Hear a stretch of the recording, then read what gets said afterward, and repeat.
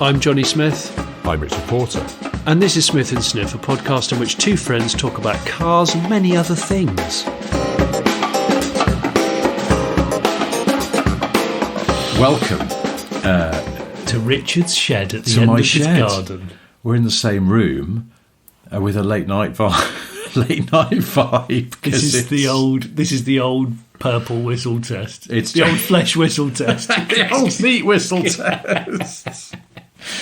Your pair of meat whistles. That's a good one. Gosh, well, so look, Johnny's come to my house, and we're in my shed where I normally record the podcast remotely, and the pair of us are in the same room beneath the oil painting of Ayrton Senna. Oh yeah, that I won in a charity auction. When you were fully pissed. When I was fully pissed.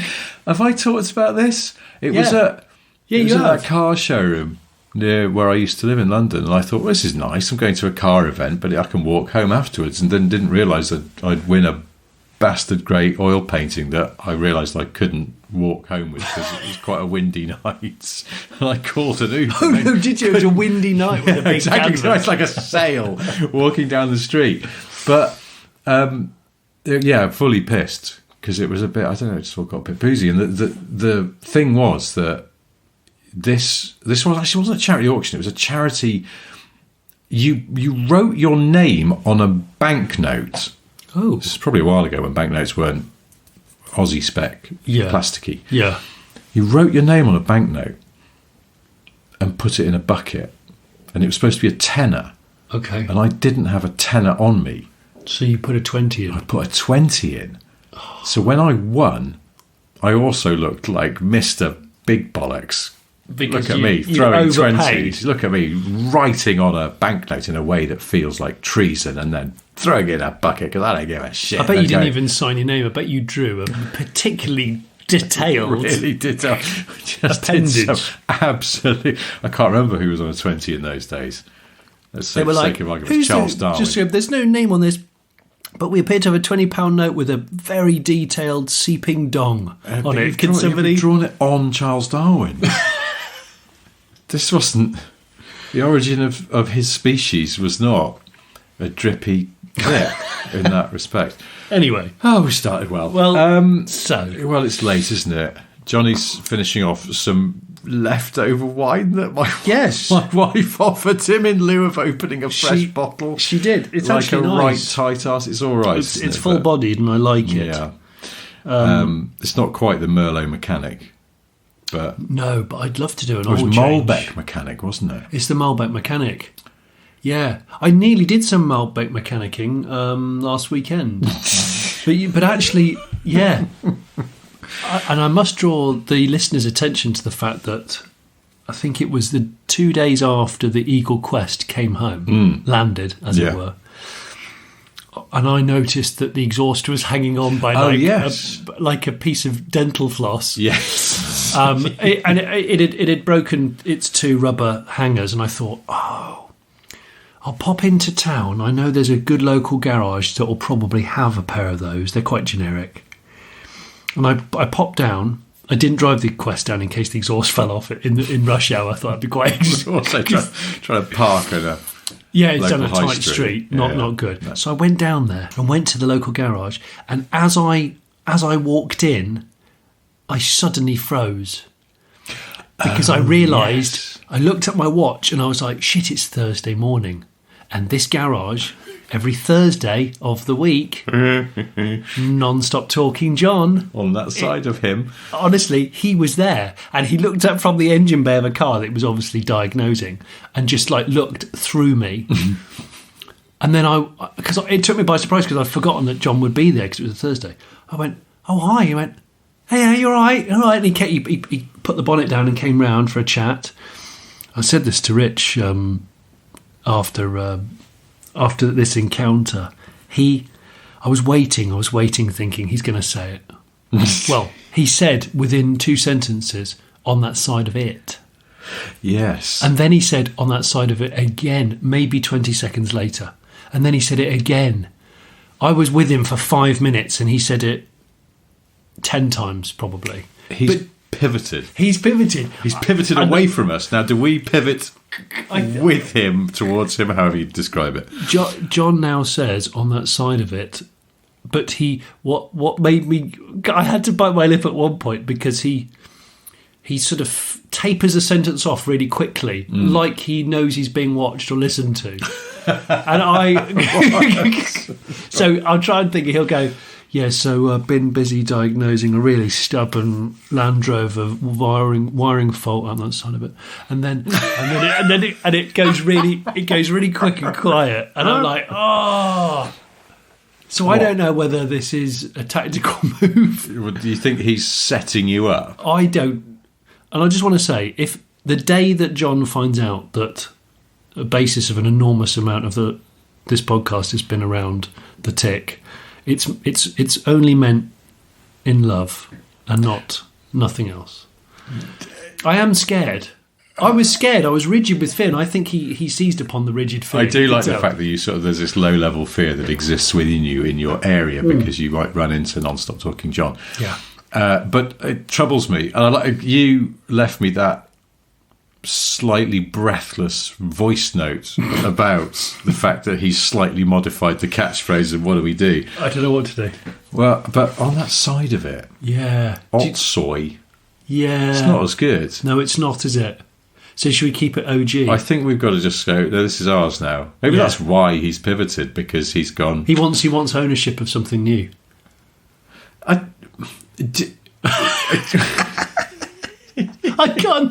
just can't bear. I can't bear for him to one day come up to me and whisper in my ear in a quite a sinister way, "You've made T-shirts and stickers out of me. Yeah, I'm not a fool. No, I'm coming back. I'm coming for you. You know what I mean? On that side of I'm coming for you. Pause on that side of things. Well, where does he go next? On that side of life. On that side of. Gosh, where does he go? Because he's had things and he's had it. Yeah, and it's hard then to think of what else. But we'll come back to that when we've consulted with the Malbec mechanic. With the Malbec mechanic. So, what your Malbec mechanicking? Yeah, I was going to say mechanicry for some reason, but that's not a word. Well, I've spent the last couple of over the last couple of weeks, just sort of a few hours here and there. I've been dyeing some seat covers. Oh yes, I've been dyeing the upholstery of my 2CV in a kind of blood red, really, because the upholstery's in good nick, but it's UV bleached. Yes. So I thought, instead of buying new, and I wanted to keep some of the sort of patination of the car and the character of the car, I thought I'll strip all the fabric off, because it's just bench seat front and back, and I'll get this dye. Problem is, it's red, and I was getting into the swing of things. I didn't put gloves on. This is what happens with me. I get stuck into a job early on and then forget to put gloves on. Then you realise there's no point in putting them on now, because I'm in now, and your hands just look like... I came out of the barn where I keep the cars at the moment, and an equestrian person looked at me, and I looked like I just slaughtered a pig with my hands. But then, does it come off with a bit of washing, or is it the kind of stuff that makes a terrible mess of a sink? It does, but of course, because it's modern and it has to comply with all the laws, it's very water-based. So if it's still wet, you can still scrub it off with a nail brush. This is interesting, isn't it? Well, it's like when red wine goes on your lips. Yeah, but that is actually quite staining, depending on how much I've had a big night on the wine with you, and I realised the next day I had just like... You looked like you were wearing rouge. Yes.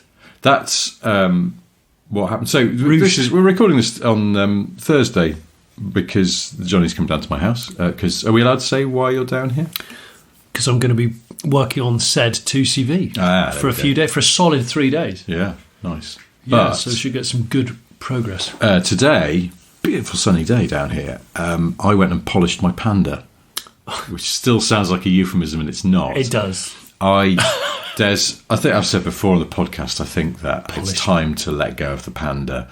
It is working quite well. I was driving today and I suddenly went, You've done that thing though, Rich. Yeah, but no, in my brain I've checked out, and there is a chap who's interested in buying it, who I think is going to come and see it next week, and if all is well, then maybe a transaction. will go ahead. But I thought... Imagine if it's Ashley who comes and buys it. Oh, my God. That would be amazing. In fact, if Ashley is suddenly listening, the man that sold... Ashley and Lewis, who sold us the Eagle Quest. Yeah. Imagine if they go, I've been looking for a clean 100 horsepower Panda for ages. Why didn't you mention it when you were here? Yeah, we could have done a straight swap. Yeah. Shit. Yeah, we could have done. I love swapsies. Yeah. Damn it. Do you know, I used to do car swapsies, and I really thrived on it. The cashless transaction. There's a plane going over. Yeah.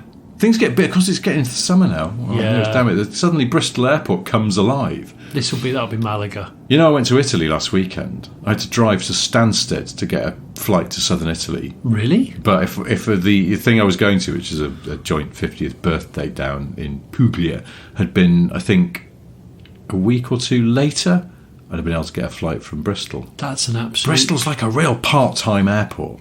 Yeah, well, it's because it's doing other stuff. It's doing drum and bass festivals. I was going to say they use the hangars for D&B events. They do. Illegal D&B events in the winter.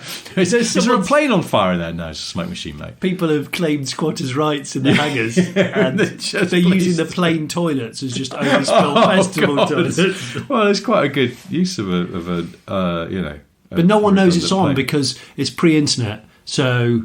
There's no like social media saying, "Hey, anyone come into the rave at Bristol Airport tonight? It's from 10 till 7 a.m." Just fly us in phone boxes. Yeah, next to the ones that say bum trick. I can't believe the number of people. Oh my God, that have said bum tricks to me. We every so often sort of listlessly just discuss the merchandise we should do, and then forget to do anything about it. We will get onto some new T-shirts and stickers and things like that, but. When we're sort of going, well, what would people associate with this show and want to have on a mug or a T-shirt or a sticker? And we're sort of going, well, we've done on that side of things, and that seems to always work, and spots and things like that. And we are talking about doing find another T-shirt. Yeah, we do need one of those, and maybe an Eagle Quest based. Well, that's the thing. When we were talking about doing a Palu 2.2. Oh yeah, T-shirt. But then I did occur to me the day I was like, people seem to have cottoned onto bum tricks a little bit. They go, well, where do you go with that? Who wants a T-shirt with bum tricks written on it? I am not going to wear a T-shirt with that on unless it was carefully disguised. I have said this before. If Gordon Murray was to design a Hawaiian shirt, but there was some hidden bum tricks, it said bum tricks, but only like a magic eye poster. You have to stand a precise distance away from Gordon Murray, like Sergeant Pepper's Bum Tricks Club. Well, yeah, it's a hard one. Yeah. Because I suppose we could find a way to abbreviate bum tricks in a way that only people who that's what we should BTs. do. I've just thought about it. Confusing. As we've been saying it, I've thought that's what we should do. We should do a limited edition Hawaiian shirt mural type thing. So we have a combination of all of the ridiculousness that we've ever talked about. Oh, I see. It's like a psychedelic dream, a fever dream Hawaiian shirt. Yeah. Eagle Quests on that side of things, John. Yeah. Sport, transit. It's all in there. A Dan Flash's complicated pattern for people who watch I Think You Should Leave. It would be... We should try and do that. If maybe someone wants to design it. Well, they probably do as well, but... Yeah. Don't go out of your way. Don't go out of your way, but maybe you do. It occurred to me the other day, sorry, this is quite self-indulgent, we're just talking about our own catchphrases that we don't deliberately come up with, but they seem to stick all the same. And I realised that we were always calling people a sweet, sweet guy, and we've never abbreviated it to an SSG, which would save a little bit of time. SSG? I was just talking to so-and-so the other day, oh yeah, he's an SSG. Sweet, yeah, of course, sweet, sweet guy. Because people do send us emails all the time now, and they just sign them off with CM, TM... Whatever it is. Cheers, mate, thanks, mate, bye. Cheers, mate, thanks, mate, bye. But they just abbreviate it CMTM. My dad signs off WhatsApp messages. What? As cheers, mate, thanks, mate, bye now. Yeah, my dad. Can you now get... Because, mobile phones now are much more... they're much better at learning in their autocorrect. Yes. So I wonder if I start always writing cheers, mate, thanks, mate, bye. All run together, obviously. Well, mine definitely, because I say Brian so often. Yeah. It doesn't keep trying to autocorrect to brain, which it constantly did. It now knows I want a capital B and it's going to be a Brian. Brian. A complete and utter Brian. Yeah. Anyway, so what was I was polishing my Panda today. Still not a euphemism, because I thought this chap's going to come and look at it, and I want it to look nice. Managed to get magnificently sunburnt from not putting any sun cream on, standing in the sun all day. But what a lovely, lovely thing on a sunny morning. Nature's lamp. What are those? What are the lamps? Nature's KC Daylighter. Is that what they are? They're like detailers use lamps to get. They do, yeah. But you don't need them if the sun's out. No. It's a different type of light. I've got a detailing light that I use for barn finds. Oh. Because it does everything. And it's also got a USB port so I can charge my phone. But it's just a very, very good quality light. But yeah, they use it to check the swirl imperfections. Yes. Yeah. Well, let me tell you, the sun did that for me. Oh. Because there was sort of superficial swirling on the Panda. Yes. Because it's a black car. Yeah. And that was my main objective. Get rid of that. Yeah. Just bring it up. But we did a wish in recipe. I did it with my mate Jack, because he used to direct wheeler dealers, and before that, flipping bangers. Fifth gear. And fifth gear before that. I used to That's how you know Jack, isn't it? Yeah. So, and Jack just lives down the road from me in Bath, and he has a lot of car detailing equipment, including a machine polisher. Yeah. And he loves cleaning cars. Yeah. And so I said to him, do you fancy, if I pop over, could I borrow your machine polisher, but do you fancy sort of giving me a bit of a steer on? And he was like, I'm there. I honestly think there is a therapy to it. And I honestly, because some people see it as a waste of time and they pay others to do it, and I'm not saying that's wrong. But I honestly think it's one of those things where if you're doing it with another person, because like a walk or a long drive in a car, you're not making eye contact with one another, but you can talk. It's hard to talk over the sound of a machine polisher. Okay, all right, okay. But so I would occasionally stop, because I was worried about... In fact, it's amazing I haven't got incredibly jittery arms this evening, because I did a lot. It's only a dead man's hand. You haven't got... No, that's yeah, because I did, sort of 3 passes over the whole car with the different heads and compounds and chisels. You can do the Eagle Quest, really. Yeah, that's a whole weekend, isn't it? That's a weekend. But it was so satisfying. That would be perfect with a lovely Malbec, though. Oh Malbec. Well, hang on. What about I can't think of a wine that begins with a D. Well, just Chardonnay cleaning is close. Yeah. I think that could be anything beginning with V. Something balloting. Pinot polishing. Well, that sounds awful. That's worse than polishing your Panda. Awful. But anyway, Pinot polishing. No. Yes, no, but I suppose it's more. Actually, the biggest problem I had was that the battery is a battery machine polisher, and the batteries. Thankfully, Jack's got. I can't remember the name of the brand that does it, but they make loads of different power tools, but the battery pack is always the same. Is it Works? No. Okay. I think they're Japanese, and I can't remember the name. Anyway, doesn't matter. They were good. It's good chisel. Yeah. But he got various compounds and chemicals, and he got some of that black shit that you put. Because originally he was like, right, you get doing the paint, I'm going to start Vaselining the black plastic. Oh. Because you've got to put the moisture back. Yeah. But then he remembered that he'd got some black, like dedicated plastic serum stuff. Serum. Yeah. Jizz. And he started doing that, and it was an absolute treat. This is what reminded me, because you're talking about getting your hands all red doing your dyeing. Oh, did you have black hands? Well, I didn't, because bless him, Jack did the hard work. Yeah. Well, you just stood around him saying... No, I was machine polishing. I was doing the paintwork, which, was were you a bigger surface area. Were you singing at the top of your voice with a loud machine? I wasn't. I have done that, and then realised that actually other people can still hear you. Yeah. I used to do it when I was strimming. Yeah. Because I had a 2-stroke strimmer, so I would sort of go into a trance-like state, and then I'd just be singing at the top of my voice, because of course the 2-stroke thing's just right behind you, ring-dinging away. Yeah. But I realised, people can still definitely hear you, because they're not as close to the motor as you are. No. So they get a much more even spread of sound coming from that thing over there. Which is what's a good song to strim to? I think it's probably Glittering Prize by Simple Minds. Wow. Yeah, I don't know why. But that's the one that I did used to go to. I was said to because I taught Wesson, my son, to strim a couple of weeks ago, but with a battery one, because he doesn't like the 2-stroke one, it's a bit loud. And I said, obviously, I got him eye protection and stuff. I said, you must not ever strim without eye protection. I said, ideally, you want a visor. I've strimmed when I used to mow lawns for a weekend job. I've strimmed snails and dog's mess, and I can tell you for free, I was extremely glad my mouth was closed both times. God. If I was one of these people concentrated with an open mouth, oh dearie me. Oh, I mean, not even worth thinking about. Well, so don't do it. No, that's good. No. Wise words to live by.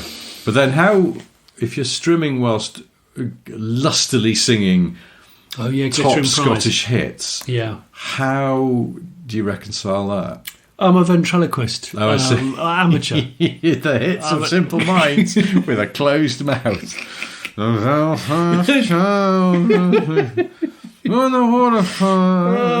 know what I have to say? I've actually written this down. Hang on. I wrote down a lump. This might come across as being creepy. AJ73 FTE. There's a woman following me the other day in an Audi, I think it was a Q4 e-tron, which is it's suboptimal electric car. Just going to put that out there. But we were in some stop-start traffic at first, and I caught her in the rear view mirror. She was singing at the top of her voice, whatever it was. I didn't hear it. She was beautiful. And I was trying to work out what she was singing. I was thinking, is she listening to the same radio? I'll flick through 3 radio stations. Trying to get lip sync? Yeah, and I was like, I'm not beat matching any of this. So she's obviously got her own tunes on. Yeah. Well, there's also, if you've got a DAB, there's a lot of stations. I mean, yeah. Did you go to the 80s and 90s stations? I didn't. What, like... Because they're bound to have some sing-along hits on. Absolute 80s. Absolute 80s. No, I didn't. I didn't go through that. I should have done. Because I reckon that's a good sing-along. I just wound the windows down and started singing Glittering Prize without if in doubt. Yeah, without any background music. It didn't even have any music on. Did it sound weird to you without a strimmer going at the same time though? I'd love to. I wish I had brought the strimmer with me for that one, actually. I would have liked that. Anyway, look, guys. So yes, I was going to say that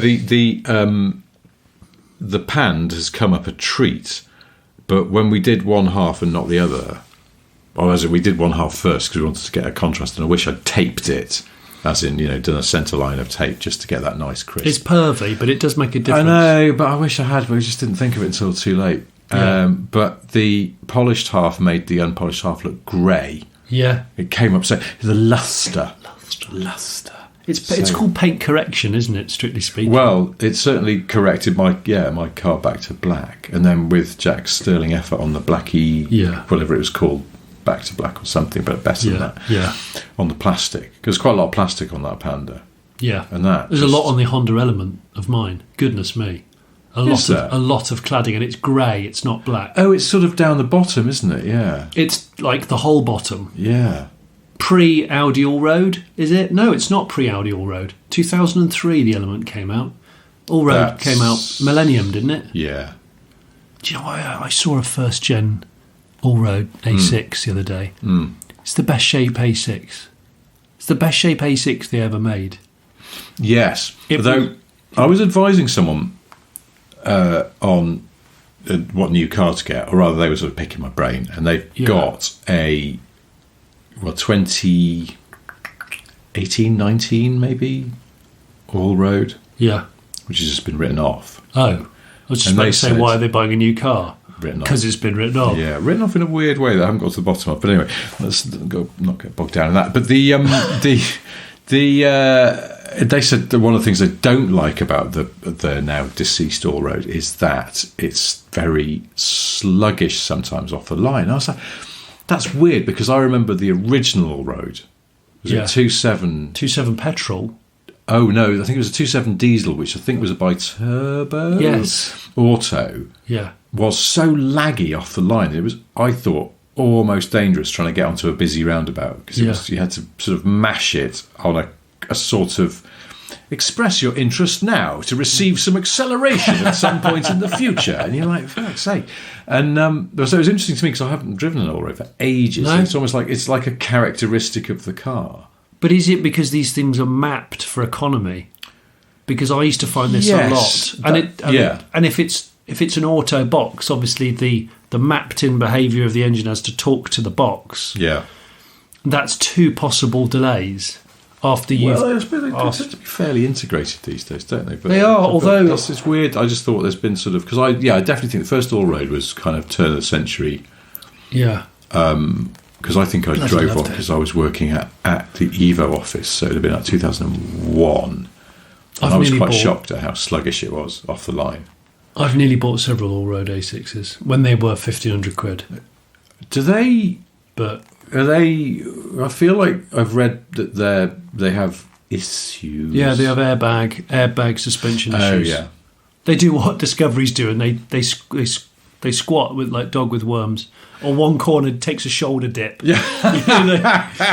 So it looks like a kind of zoot-suited gangster walking through a club door. Yeah. And it, you know what I mean? And it never quite recovers.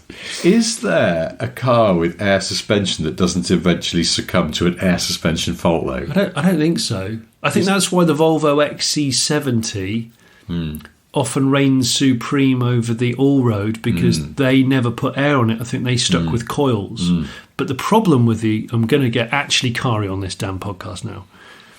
When I started deep researching those for my parents, if you buy an auto box one, which most of them were, the auto box pretty much counts to 100,000 and then grenades. Oh, yes. So you know that the gearbox is not going to go beyond about 110,000. Now, my memory of this is sketchy, but did we not discuss this on a podcast once before, and we looked up, and there is actually a fix for it, or a way to stave off the inevitable, and it's named after a bloke from a Volvo forum. It's a certain flush or a certain... Yeah, the Steve Wilson flush. And it's just everybody... Yeah. It's one of those things where...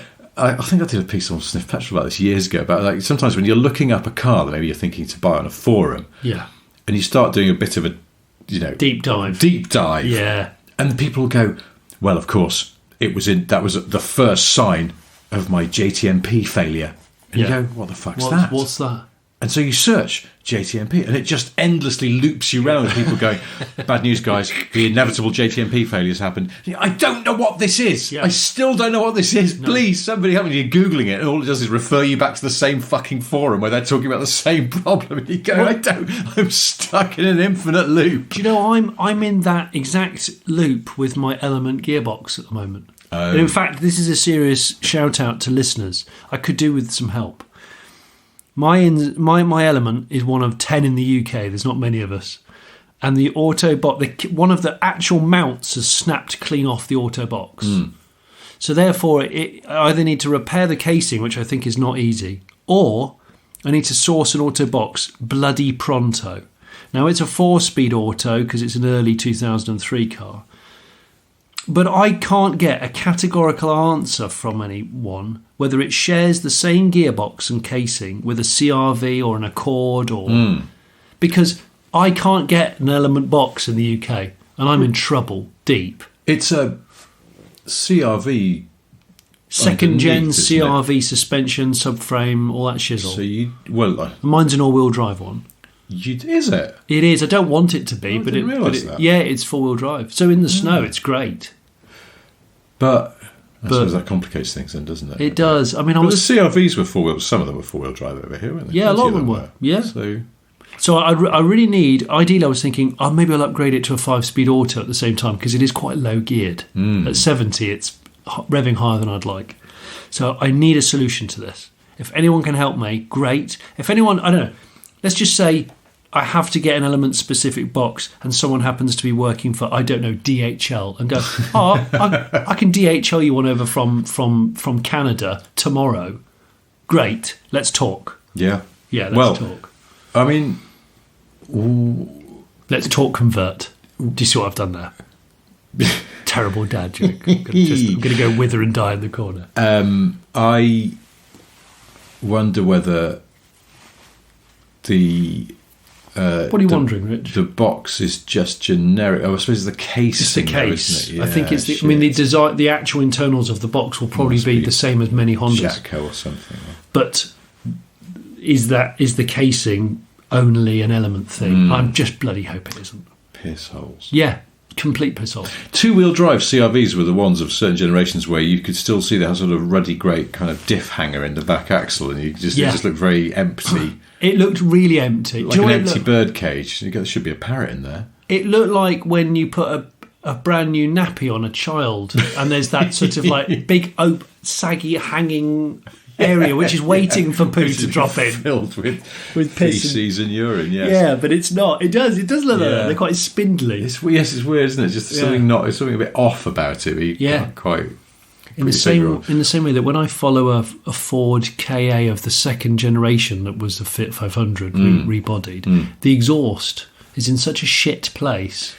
They've made no effort to conceal it or make it aesthetic at all. It's as bad as the Alpha 147. Oh, has that got a bad pipe? It's just got a very big boxy back box that sort of hangs a bit below the rear bumper. Yeah. Yeah. And it just looks like there's a robot with an erection hiding behind the bumper because it's got a sort of big silver box it's a big that's ill-concealed and this pipe just poking out there. Mercedes Vito taxis with disabled access back end. Oh, yes. They reroute the exhaust. Really mangled and it just, pipe routing, yes. It just looks like the Malbec mechanic's got on that with a MIG welder. And it's just gone, this will do, lads, this will pass. Just get it through. Get it back on the road now. Let's try this one again. That I was saying about doing the blacking stuff on the plastic of my Panda. Now, our friend Jack did the hard work there because he was busying himself with that and found it quite satisfying. And it was satisfying. And what you were saying about, there's two of you doing it. Well, we couldn't talk a lot of time because I got the machine going. But when we could, we'd stop and have a little chat and a cup of coffee and stuff. And then when we sort of stood back to admire our work, and we did a bit on the headlights as well, just demilked those. And stuff. I need to do those on my Honda. It's a simple win. I know. But the standing back, and then when we'd done the whole thing, we were very pleased with ourselves and how shiny it was on a nice day. And we went and drove the Panda out to get some lunch, and it was lovely. And it didn't break down. No. Oh, great. I'm not going to be too boastful it's like what is there left to go wrong? Don't say anything. No, I'm not. No. It's a hypothetical, rhetorical question. I'm not saying anything. But that black stuff that does arches, I did accidentally touch a rag that someone was on, and it got on my hands, and then I touched my face, and then went suddenly, what's this on my hand? And that, I was a bit like, oh shit. Yeah, but then you look like a Hollywood mechanic. It did. I was a bit. You just dabbed your face. Cliched movie, But have you seen the Bruce Springsteen music video to "I'm on Fire"? I have not. No, because he's a mechanic in that. Oh no! And a sexy lady that you never see the face of. You only see her legs as she walks in to the workshop and drops her car off to him. Okay. And he's under the car on a crawler. Mm. Anyway, I'm saying all this because he has Hollywood. Yeah, he has Hollywood oil and grease on him, and of course he's just totally denimed because he's. Of course he is. He's Bruce Springsteen. He's just fully denim. Yeah. I'm amazed he hasn't got like a denim crawler as well. Like he might have a denim crawler. That'd be good.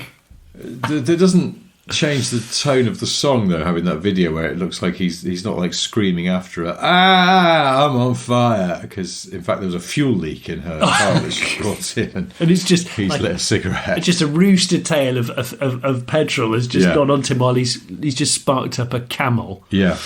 And I did that when I was painting something in our house a couple of weeks ago, and then I realised I looked like a Hollywood movie man who's been doing some painting because I had a sort of slightly too neat smear of paint across one cheek, which was actually caused by me being a fuckwit, not realising I got paint on my hands. But this is what I bring up the black stuff because, like you said about the red dye for your TCV seats, it's actually because it's sort of modern water-based. Yeah. It comes off quite easily. This black stuff, which has brought up the plastic on my Panda a treat. Yeah. You'd think it's full of volatile chemicals, but no, it washes off. I mean, it practically rinses off. You don't even need soap. Yeah, and this is the thing, that's a blessing and a curse, of course. It's a bit like, doing your fences. Yeah. Nowadays, all the protectants, I won't call them creosote because it's not really creosote. It's not creosote, anymore. Is it? Yeah. But what people don't realise, you can still get creosote. Can you? Yeah, you have to ask for it. and it's under the counter. It's under the counter, like getting cigarettes from the cupboard behind the fuel station people. It's the same. You have to really ask for it, and they make eye contact with you, and they say, "You sure you want that?" You go, "Yes, I do," and they'll give you oil-based, proper, like not pissing around creosote that once you put it on a fence, it will last a decade. Whereas the water-based stuff lasts 2 years, and then it lifts off. It's a sort of waste of time. Is creosote generally discouraged because it's quite toxic and it's polluting the water table and stuff? I don't know if it goes into the water. I suppose it depends how hard you gloop it on. And then it rains and it washes, yeah. Yeah. But one could argue that one coat lasts 10 years, whereas the water-based stuff, you have to buy 3 lots of it. Is it a false economy, I ask? I quite like the smell of creosote. I don't mind it. Should we add it to our theoretical aftershave range along with what we're going to... Swarfiga. WD-40. WD-40 and creosote. Yeah. That's shaping up to be quite a fragrance collection, that. I think we should do an actual test where 3 men wearing the different scents walk into a pub or a parents' evening at school or something like that, and just see how the behaviours change. The thing is, I suspect that Swarfiga and WD-40... Definitely Swarfiga. WD-40 smells so damn good. But is the fragrance added to it? Oh. Is that its natural chemical I don't know. I know WD-40. I'll ask them. Could you? Yeah. I think Swarfiga, that's got to be perfumed. And the colour of Swarfiga is one of my favourite colours. It's like that Alfa Romeo green. When you hold it up to light, it's so green, majestic. Yeah, it is. It's a really beautiful. It catches the light. It's lovely. It does. I mean, I don't glaze myself in it every morning or anything. Okay, no one said you did. That's weird that you mentioned it. I wonder though if creosote smells like that. That's pure whatever's in creosote, and you can't put creosote on your neck. That would be harmful. I have got creosote on myself. I creosoted my previous house garden shed because it was quite a classic shed and it had stood well for a long time, and I thought I'm going to give this full fat creosote. You're reading classic shed, and it was great. But I did get it on my forearms. I was wearing gloves, but it ran up my arms. You know, when I was going high with the brush, and I had the proper brush and everything. Never spray. People buy these fence panel sprayers because they think it's quicker. It's totally a false economy. Doesn't adhere properly. No, it's a shit idea. And also, it's bad for nature around you because airborne particles, isn't it, mate? It's a mist. It's a mist thing. It's a mist. It's a piss mist. When you flush the loo with the seat up. Oh yeah, awful. Piss mist. There is, isn't there? There's droplets. I think this is scientifically proven. Oh, it's a thing. It's just That's why I don't like it when you go into the gents and the urinal kicks off with its flushing routine. Oh, before you're done, because you know it's misting you. It's your trousers are going to get some of that. Spritzed with piss. And it is piss spritz. It really is. It really is, and I'm annoyed about that. Well, you can't stand back and wait. I went. Well, I mentioned this already. I went to Italy last weekend for a joint 50th, and I noticed all the public loos in Italy don't have seats on them at all. Not that I noticed. So not that I went into loads of them, but I had calls to go into one at a train station, one at an airport.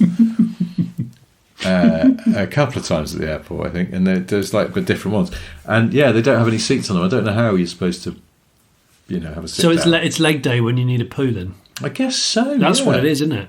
Yeah, you're holding that. I don't know why they've done this particularly, but it did strike me that then there is no protection against being misted if you you flush it. The other thing about my trip away last weekend. And I can't remember why I was going to mention this, is that, because we were at Stansted Airport. Yeah. And we're going away for people's big birthdays. And I was with my mate Andy, and he said, let's get some cigars. What? Yeah. It's not the 70s. I just thought we'd get some cigars. And then we were in duty free. We'd been told by the host, everyone had been told, people travelling separately, but everyone's individually told, when you're passing through the airport, grab a bottle of champagne. Okay. Because the hosts were picking up the tab for everything else. So it's just like, but grab a bottle of champagne and that'll just help to, have some pre-dinner drinks. So we went to duty free, got the champagne, and then Andy went, let's get some cigars. And we looked around, where's the duty free tobacco section. Yeah. It's now in a separate room. What? Like off the main duty-free concourse. Is it? And and you have to go through a sort of like a little doorway. And as we went in, Andy went a little bit too loudly. Just went, this is like going into a pawn shop. And it did have that vibe. On the A1? A bit, yes, it was like going into, whatever it's called, what is that called? A1 A1 Grot. There's Pulse and Cocktails. That's it. And there's one that's just called A1 Sex Shop as well, which is less creative. That's what it says on the sign. Yeah. It's a sex shop and it's on the A1. Yeah. Now, shut up and buy a... I prefer Pulse and Cocktails name-wise. Item. Yes, but is that not like a lap dancing bar or something? What, Pulse and Cocktails? Yeah. Well, Pulse, as in, please welcome to the stage, Lucozade, or whatever they call it. I don't actually think... I think you just go in there and get... where are the cocktails? I think you just get dildos and mags. I don't actually know. I've not been in there. Mags. I don't know. Well, the cocktails refers to like their sort of signature blend of... I'm sure it's called Pulse or something. No, I think it is called Pulse and Cocktails. But do you want me to Google it? Do you want me to... It should be called... I don't know, Poppers and Plastic Dongs. Drive a horse through my Google search history by searching Pulse and Cocktails. Oh, look, it's a chain. Well, there we go. It comes up immediately. They have a Wikipedia page. Pulse and Cocktails is a chain of sex shops in England specialising in lingerie, bondage, sex toys and other items. Oh, what are other items? Other items. I don't know. Creosote, yeah. Just in case you got shoved in the fence. They also have an e-commerce website offering click and collect in store. Oh, amazing. Oh, man. Prick and collect. They have claimed to have the largest store of any sex shop chain in Europe, with the main branch in Rotherham having a floor area of 7,000 square feet. That's 650 square metres. Has it actually got that on the website? Well, this is on the... this is Wikipedia. This is Wikipedia. It says there are currently 18 Pulse and Cocktail stores. Shit. That's loads. That's loads. I mean... Oh, no, anyway, let's not dwell on that too much. Well, no, we'll come back to it. If anyone's listening who works for Pulse and Cocktails and would like to explain why it's called Pulse and Cocktails when neither of these things because you don't think you can buy cocktails there. It's not a bar. No. Also, Pulse starts to sound more pulses. Sinister you buy lentils. Oh, I see. You buy lentils and then I don't know. You buy some cock ring or something. Perhaps change your name to Pulse and Creosote, and then. Pulsating creosote. You'd attract more practically minded men. I know what I wanted to talk about. Mm-hmm. I had a conversation with... So two things I experienced last week. One, and I might have sent it to you, off-road lawnmower riding. Oh, I think you did send me that. So it's ride on lawn tractors, and we know they do. We know they race them. That's been a thing for a while. But this is like rock crawling. Yes, almost through forests and a bit like it's almost like you're trialing there, wasn't it? Yeah, like trialing on a ride-on lawnmower. I mean, I don't know, but these guys go on ride-outs like enduro bikes. They've taken the blades off, though. Yes, they have. Because that would be hazardous. And they've put taller, knobbly tyres on it and stuff. Yeah. One of them had like a little rollover frame. One of them had like extra spotlights and stuff in case you do night climbing. Because why wouldn't you? Yeah, and I just thought this must have started as a bit of a giggle, and then they've gone in deeper and deeper and deeper. Oh, by the way, we mentioned last week about the Red Arrows and you doing sort of work experience with the Red Arrows. Yeah. And then we were talking about if the Red Arrows just did a car thing. Yeah. People pointed out a few things. First of all, there was a sort of spoof formation team, I think used to do like county fairs and stuff, called the Red Barrows. Yes. Just blokes running around with wheelbarrows. That's right. But also someone, now I'll never find this again, I apologise in advance, but someone sent us a picture of the Red Arrows with a load of red Ford Escort XR3Is. They did, I saw that. I think they've been given. Forwards. I was in the car this week and this track came on the radio by MIA. Yes. MIA? Yeah. All she wants to do is bam, bam, bam, bam. And but it was called XR2. Really? And I just caught the end of it. It was on Craig Charles' show on Six Music, and I just caught the end of it. And This I was must like, be an old track. She hasn't brought a new track out in a while. No, I was thinking she hasn't done anything for a while, but I suppose it's old. But I wasn't paying attention. I was like, where's that from? Yeah. Hang on. I was searching. I was just going to search XR3, but yeah, this is of no relevance whatsoever. I don't know why I'm bringing it up now. It was almost it's like car-based, Rich. It's almost car-based. Oh, yeah. Well, then should definitely. Here we go. I've got an XR2 barn find to do at some point in the near future. By MIA. Ha! Yeah. It's. I just thought, well, maybe it's not about the car. But no, it starts with Where Were You in 92? This is how we do in the XR2. The boys look fine, stereo's Alpine. Oh... I suspect my flow is not quite as good as hers, but anyway. Her flow's always been good. Yeah, her flow's good. She's definitely quality over quantity. Oh, it goes into a real load of like listing things that have listing things that have also got 3 letters in the name. XR2, 808, MP3, MC8. XOX to MC5. Anyway, we won't get bogged down in breaching MIA's copyright, but I'll put that song. I'm going to listen to it after this. Yeah, we should do. We can't play it on this because we're not allowed copyright and all that. But MIA is probably a listener. Probably, all she wants to do is listen to people talking shit. She did that track about in the video. It's all about the sort of Arab car spinning culture. Yes, I remember that one being pretty good. Is MIA into cars? Oh, she must be. If she did that thing, and she's done XR2, I bet she is. I'd like to think she's a Lexus Sora kind of girl. Do you think? I'd like to think she'd buy a car like a Sora and put some real money into making it ultra unusual. Yeah, I could see her in an E30 Cabrio. Yeah. 325i. Yeah. But she's put some very big cross spokes on it. Yeah. So period correct style, but more modern stance because the bigger wheels lowered it. Yeah.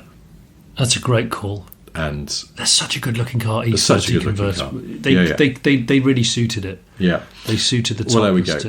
MIA, if you're listening, let us know. Yeah, sweet lady. That's okay. So that XR2's off an album for 2007. That's ages ago. Oh, I know what I was going to talk to you about. I went on a bit of a tangent the other day with spotlights and things. What came first?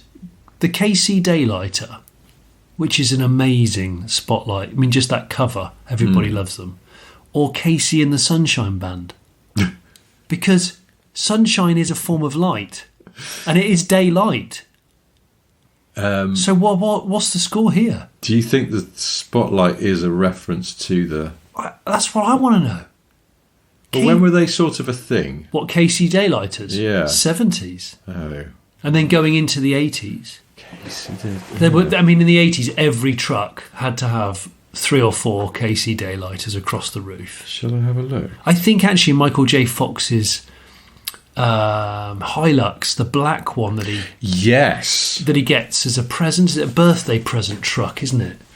I reckon that had a line of KC Daylighters. In a world of modern LEDs, you see, people still want the circular, classic look with that lovely cover. You could even get with the smiley face cover. The smiley face with the sunglasses on and stuff. Yeah, they're great. I love KC Daylighters. I'd like a KC Daylighter T-shirt. Come to think of it, I wonder if you can get such a thing. Or maybe I buy a KC and the Sunshine Band T-shirt and a KC Daylighter T-shirt, and you and I have a really simple raffle. Should we have it's like a very, very quick tombola. It looks like you sort of can buy KC high. Oh yeah, you can. Yeah, but they're disappointingly sort of not the right colour. I think you'd want a black shirt with a yellow thing on it, wouldn't you? And they just... Oh, you can. Yeah. Okay. Yeah. All right. Yeah. KC highlights. Oh, I like that. Yeah, I like that a lot. Good. Yeah, we could do a rip off Smith and Sniff KC Daylighter T-shirt. I suppose we could. Yeah. Also, as an aside, MIA is pretty much the same age as me, which is weird. I thought she was much younger, but she's not.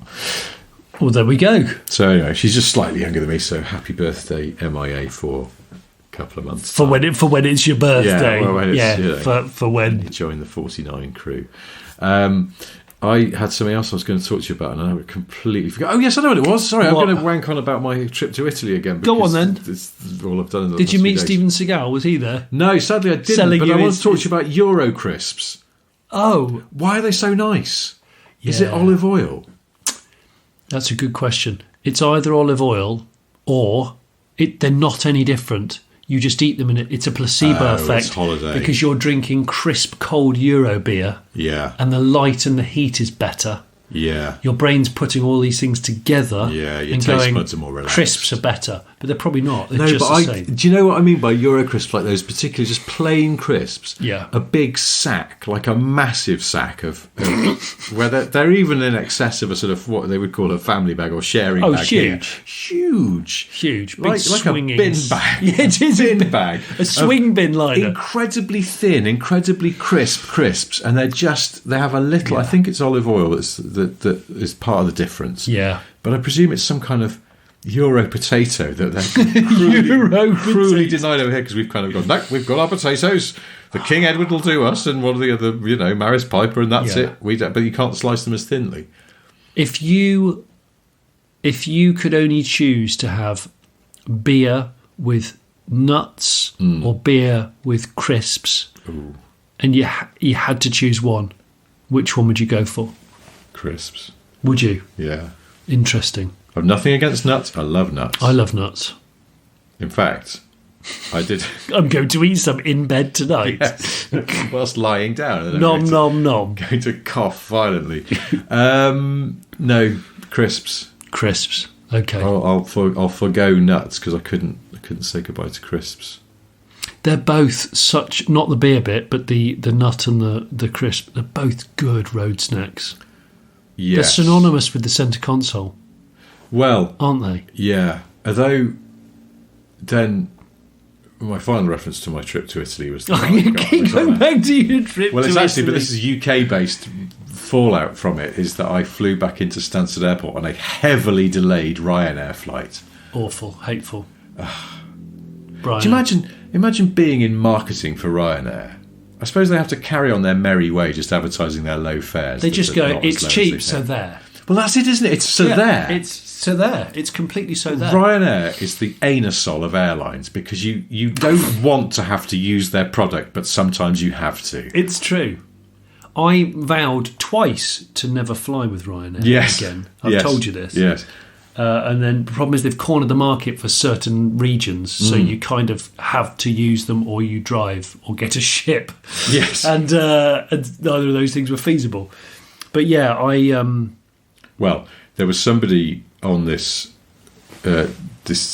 party thing in Italy who had come from somewhere else in Europe, and I forget where, but they were so adamant they weren't going to fly Ryanair direct that they were prepared to change at Munich, and they'd come from where the bloody hell? Somewhere. Essentially, they'd had to go north to come south. Oh my gosh! Because they didn't because want of their to go. hardline stance on Ryanair, which I absolutely admired. Yeah. Now, I appreciate aviation is a complicated thing and air traffic control and stuff like that. So, I can't say this is absolutely Ryanair's fault. However, the plane was over 2 hours late taking off. But did it say on the board that it had arrived and it was being cleaned? Even though you were stood staring at the airside, there was a blank parking space where it should be. It's a terrible thing, isn't it? That on the way out there, I had their app because that's the way to check in. I hate that. Yeah. I hate having to download an app just for one thing that I don't want to do. Yeah, I mean, the app works reasonably well to the extent that the plane was then sitting on the tarmac. We taxied out to somewhere at Stansted to take off on the way there. And they're bragging on about how you can order things to your seat on the app, from the trolley. Yeah. And I thought, well, the holiday starts here.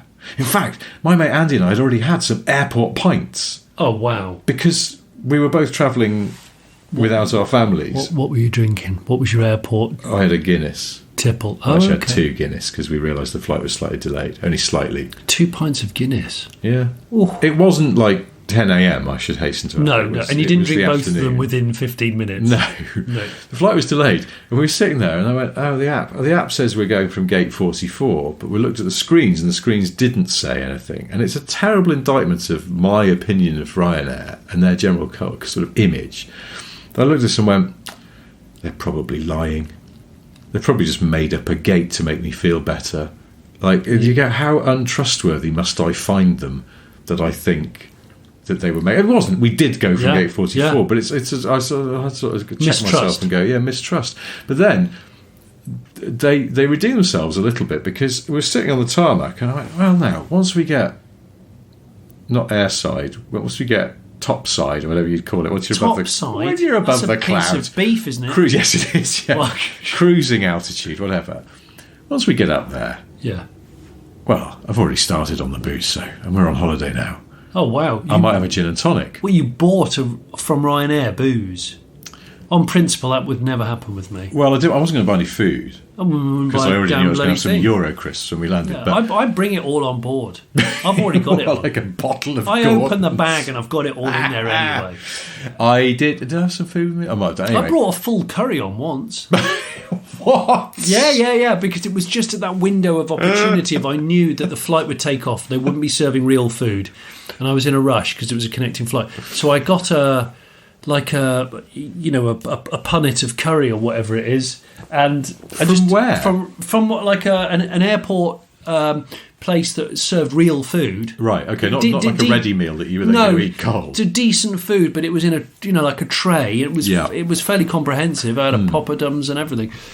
But I had to take it straight on the plane, and then unwrap it all and then get set onto it. So I properly I attacked it on the plane. I reckon I made the whole plane smell of booze. Yes, I mean that's It was amazing. It was actually a Thai curry. Curry. Okay. Oh well, that's all right then. Well, it still smells very strongly of something. Anyway, well I ordered a gin and tonic off the app, and it turned up immediately while we were on the ground. And then, of course, they go, right, we're ready to take off now. We're heading towards the runway. You've got to put your tray table up. It's like, oh, shite. That's just rubbish. Sculling a gin and tonic. Rubbish. Anyway, on the way back, didn't exit the airport till 1 a.m. and had a 3-hour drive home. So I'd quite like it if Ryanair or those sort of budget airlines, when you could order, I don't know, a tube of Pringles for £17, they just occasionally have a little bit of a kind of a happy roulette with people, and they go, anyone want a 12-year-old Audi all-road for €1,200? If you press the button now, we'll make sure it's fastest finger first. It'll be in long stay by the time you've got your case. It'll be there. €1,200. We're feeling cool. We're going to do this every other week all summer. Giving away second-hand Audis. The air suspension, maybe. Welcome to Ryanair. You don't need to book a cheap taxi back to your hotel because you've just won a Vauxhall Signum. So it's absolutely fine. Oh, I see. It's not always going to be an all-road. No. It's a massive lottery. It'll always be €1,200. Okay. But it'll always look like exceptional value. So you'll go, all right. It's worth a punt. Yeah. Well, and whatever the name of the guy that runs it, Michael Flatley. Michael Flatley. Yeah. That'd be a very different airline. We've talked about Flatley before. Yeah, I think we have. He's a Z8 owner, isn't he? Somebody told me, sorry, this is not related to Z8 or Flatley, but somebody told me that if you book a plane ticket, obviously it's they know from your passports if you're a man or a woman and whatever, and but generally they will try and assign men seats in the middle because they need to think about their weight distribution on the plane. What? I don't know if this is true. What, men tend to be heavier? Well, yeah, generally I would say, but not exclusively. I bet these days, there's not much in it. Maybe not, but overall, I don't know. This could be bullshit. I'm sure we've got lots of listeners who work in the aviation industry who'll be able to tell us, but this is what I was told by a man who seemed to know what he was talking about lots of other things. So. Well, that's Smith and Sniff. Welcome to a podcast where two friends talk about shit lots of things. Know enough about, probably not a lot about cars, unfortunately. Although I did drive here in a Folds. I've had 2 Folds, and I'm going to be really brief about this. You're going to have to be. I've been driving a Puma ST, and I really don't like it. The feel of the brake, the initial feel of the brakes is hideous. It goes from being totally vague to snapping, and then you end up almost hitting the windscreen like a learner driver. Don't understand it. That 1 litre turbo, which I used to like, but now I know it's deeply unreliable and it has some flaws in it which just seem mind-bogglingly stupid in terms of engineering, with like a cam belt that runs in oil. Belt, and you're what the frick is that about? Mated to the 7-speed auto. I think it's a 7-speed auto. The auto box has no idea what it's supposed to do. No idea. And I'm sorry, but I just the driver came to pick it up and he said, "What do you think?" And he made the mistake of saying that to me, and I went, "Well, here's the thing. Oh God. 2 hours later, you're killing off the Fiesta, and I can't think of a single reason why I'd rather have this over a Fiesta. Maybe the boot's 2 litres bigger. Maybe the legroom is 2 mil bigger in the back. It's an uglier, more expensive, worse dynamically car all round, from what I can gather. And the bottom line that I'm taking home from this is we are in grave danger of the car industry devolving on a mass scale. Devolving? Dissolving? No, just like the opposite to evolving. De-evolving, like those sort of quite spicy pizzas in Pizza Express. Yes, yeah, like that. We're not. There's not enough genuine evolution going on. Well, I see devolving as the opposite of evolving. Yeah. Yes, Richard. Yeah, sorry, I was being thick there. Yeah. Yes. And it's hard to not get jaded. Well, on that poignant thought, on that side of thoughts, then it's time to end. Before we go, 3 things to tell you. First one is that Johnny has a solo YouTube channel. It's called The Ladle of Brain Show, in which he serves up a stew made of the unsavoury parts of a goat, like in an Indiana Jones movie. If that's not to your taste, there's always The Late Break Show. Lots of excellent videos on there about cars and people who like them. What's going on? Well, by the time you listen to this, it'll be a sweet, sweet time capsule barn find of an Astra Mark II GTE. Oh, that one. Yeah, and there's a piece of boring car trivia that I think you might like. Although knowing you probably already know it. The 8-valve and the 16-valve GTE are different in several quite subtle ways. One of which is the number of cassettes in the cassette holder in the centre console. No way. The 16-valve only has 3. What? The 8-valve has 5. Why? Why? Because they had to redesign the centre console because the gear linkage for the 16-valve runs on the top of the tunnel, I think, and the 8-valve runs underneath, which means you can see you only have brilliant. You only have 3 cassettes. Wow! I need to thank my friend Simon Denman from college for that because I did not know this fact. Thanks, Simon. That's a corker of a fact. So if someone's debadged a 16-valve, you can look still inside. Go, show me your tape holder. You can not only a euphemism. 3 cassettes, not 5. Excellent. So there, watch that, and if you haven't watched the Land's End trial, please watch it because it's a trio of videos, and some might say the best video we've made on the Late Break Show. Not in terms of commercialisation, but in terms of grassroots motorsport and all that. You know what I mean? Second thing I've got to tell you is something different this week. The Road Rat magazine, the latest issue, has just come out. Issue 17 of the Road Rat. It's only quarterly, if that sometimes. I've written an article about K-cars, the history of the K-car, and why it's the car that the world needs, but sadly only Japan gets. I'm with you all the way on that. And some beautiful photos in there. Taken by a photographer who is based in Japan, whose name, embarrassingly, I can't remember. I've never met the guy, but he sent in these gorgeous photos. Of K-cars just against sort of very elegant Japanese houses. The world needs more K-cars. I think it does. Literally, the world needs more K-cars. And the third thing I've got to tell you is that there are only 3 animals that walk with moving the feet on one side and then the other. Oh, so right foot forward, right front forward, right back forward, and then right left front forward, left back forward.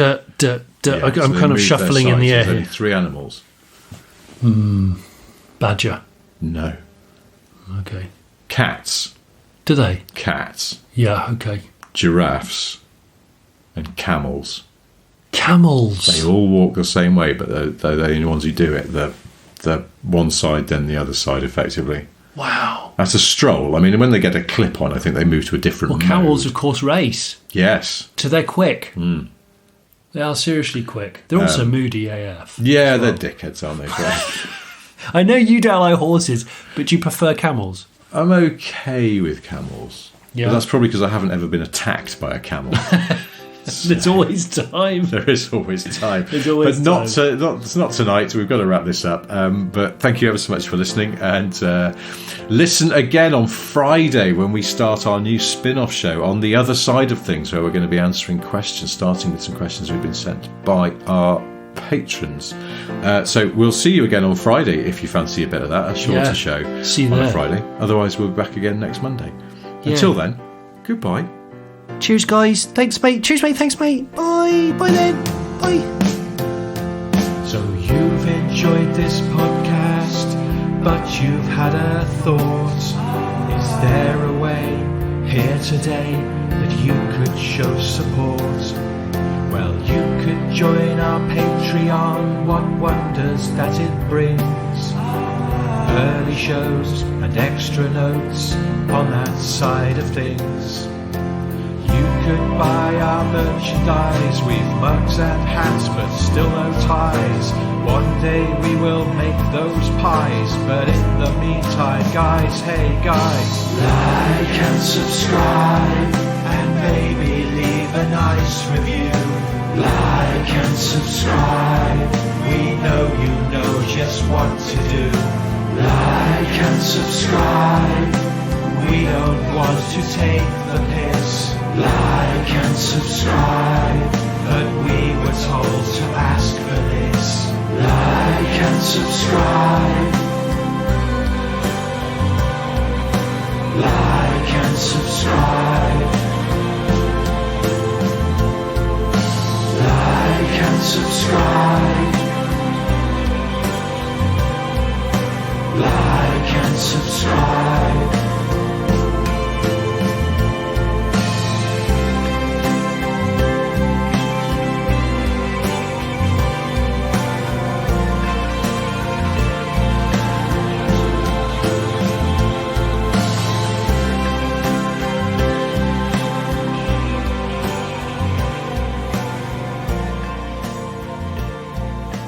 Looking out. Nocturno piss. Oh, I love just hosing the lawn.